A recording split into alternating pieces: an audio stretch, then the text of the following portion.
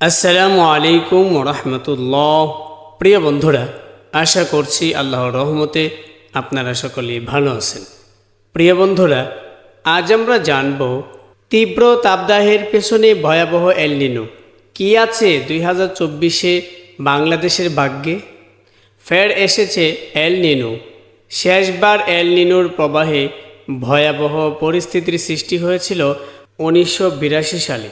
সে বছর পৃথিবীর এক প্রান্ত ডুবেছিল পানির নিচে, আরেক প্রান্ত ছিল ভয়াবহ খরা, দাবানল ও জ্বর। বাংলাদেশে বেজায় রোদ আর আরব আমিরাতে বৃষ্টি। যদিও অনেকেই বলছেন এটা কিয়ামতের আলামত, এ কথা অবশ্য যুক্তিসম্মত, কিন্তু বিজ্ঞানীরা বলছেন অন্য কথা। তুমুল বৃষ্টি ও ঝড়ের সংযুক্ত আরব আমিরাতে দুবাই অচল হয়ে পড়েছে। মরুর দেশে দেখা দিয়েছে বন্যা।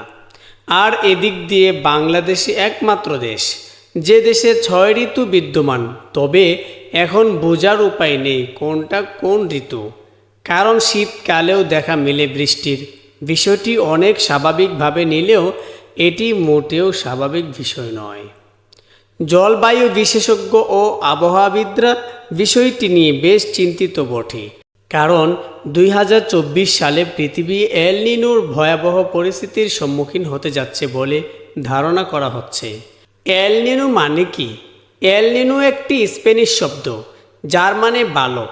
তবে নামে বালক হলেও এটি কোনো মানব নয়।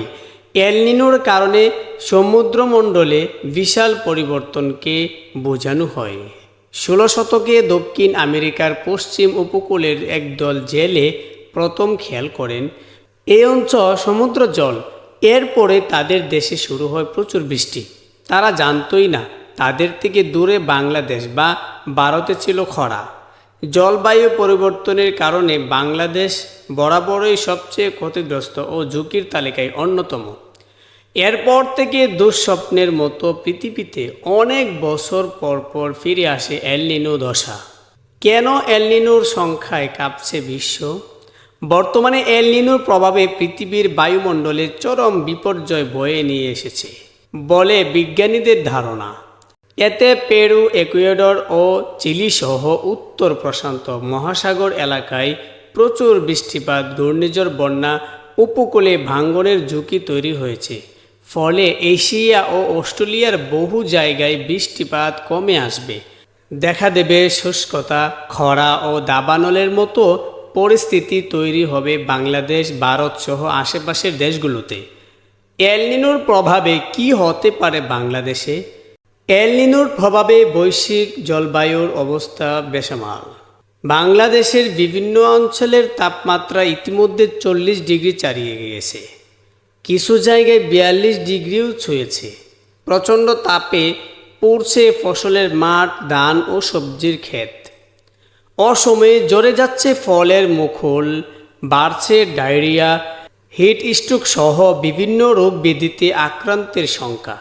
চলতি বছরে জুলাই, আগস্ট বা সেপ্টেম্বর নাগাদ এল নিনো হওয়ার 80% সম্ভাবনা রয়েছে। যাই হোক না কেন, এল নিনোর একটি ব্যাপক বৈশ্বিক প্রভাব থাকবে।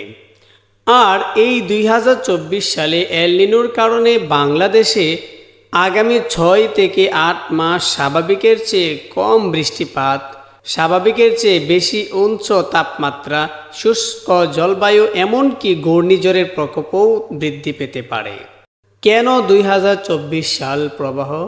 এল নিনোর প্রভাব 2024 সালেই পড়তে শুরু করে বছরের শুরুতে। বৈশ্বিক উষ্ণায়নের প্রভাবের সঙ্গে যুক্ত এল নিনোর এই চক্র স্থানীয়ভাবে খরা ও ক্ষুধার পাশাপাশি প্রাণীবাহিত রোগ বাড়ার বলে আশঙ্কা রয়েছে। মশার উপদ্রব বাড়বে আরও বহুগুণে।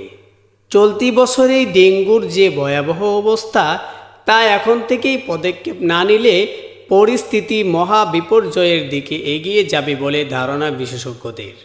শুধু তাই নয়, জাতিসংঘের আবহাওয়া বিষয়ক সংস্থা WMO এর তথ্য অনুযায়ী আগামী 5 বছর এই যাবৎকালের সবচেয়ে উচ্চ সময় পার হতে পারে। বিশ্ব সচেতনা জরুরি।